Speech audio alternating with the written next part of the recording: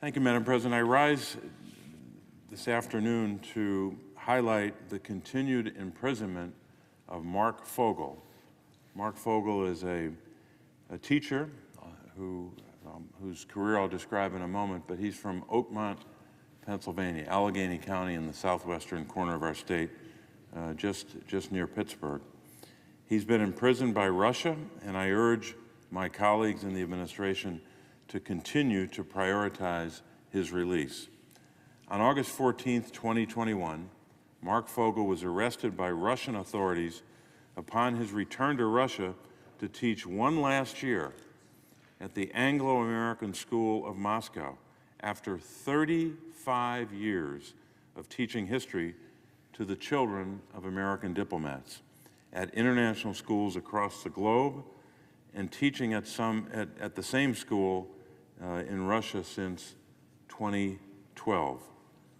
Yes, Marc had medically prescribed marijuana in his luggage to help him through the year in dealing with his chronic pain. That pain came from a hip replacement. It came from multiple back surgeries, multiple knee surgeries, and a spinal fusion, which have left Marc with a permanent limp.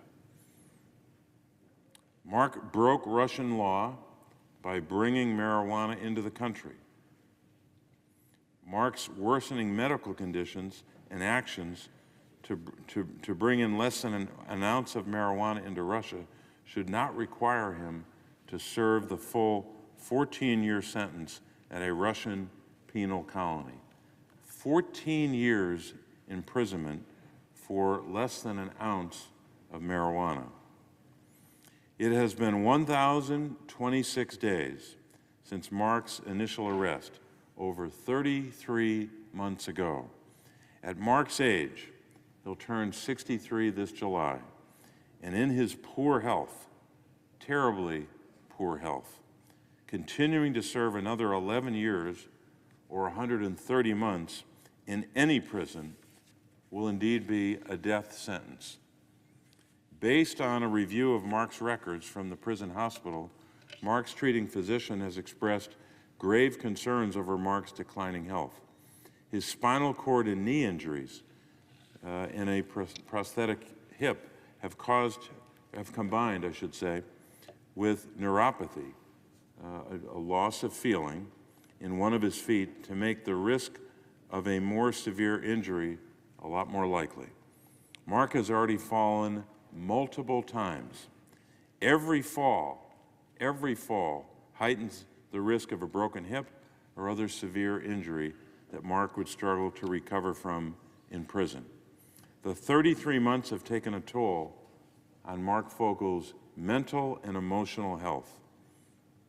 Where many other younger individuals in Russian penal colonies can have great hope for decades of life after their full sentences, Marc Fogel would be almost 75 years old by the end of his current 14-year prison sentence.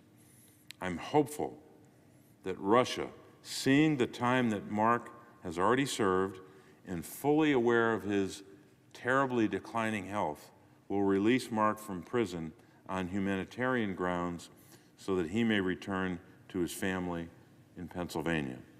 Marc's support from his family has given him strength over the last few years, but the phone service they rely on to contact him is unpredictable and goes down for weeks at a time. My thoughts and prayers, and I know that's true of so many others who have advocated on Marc's behalf, our thoughts and prayers remain with Marc and his family, but we must also act to bring him home. That's why I introduced a resolution with my colleague Senator Daines, calling for Marc's release and urging the Biden administration to prioritize Marc's case in all of its interactions with the Russian government. I'm proud that the resolution passed the Senate just last night. I'm proud because this resolution shows the world, but more importantly, Marc and his family, that while the news cycle may have forgotten Marc, the United States government has not. This resolution's passage is also evidence that bringing Marc home is and will continue to be prioritized at the highest level and is continuing to explore all possible avenues to bring Marc home. I want Marc and his family to know that we're working to bring him home, that we will continue our efforts until Marc Fogel is back having dinner with his family at his mother's home in Butler, Pennsylvania, just north of where Marc lives. Madam President, I would also ask consent to speak as if in morning business in a separate part of the record on a separate topic. Without objection. Madam President, I wanted to move to another subject, and the subject is one that I think so many Americans are concerned about. It's anti-Semitism across college campuses and in primary and secondary schools, but of course, well beyond the boundaries of any school. It's an American problem. It's a problem across our society and even across the world. Combating anti-Semitism has been a top priority of mine for my entire time in the Senate, and I've consistently taken strong actions to address this hate, including working to pass the Anti-Semitism Awareness Act since 2016.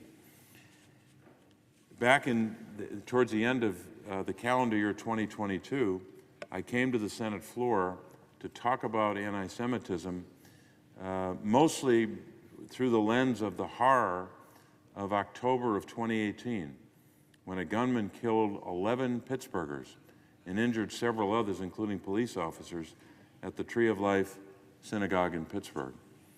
That horrific moment in the history of the Jewish people and the history of the American people reminded all of us of how pernicious and how widespread anti-Semitism is.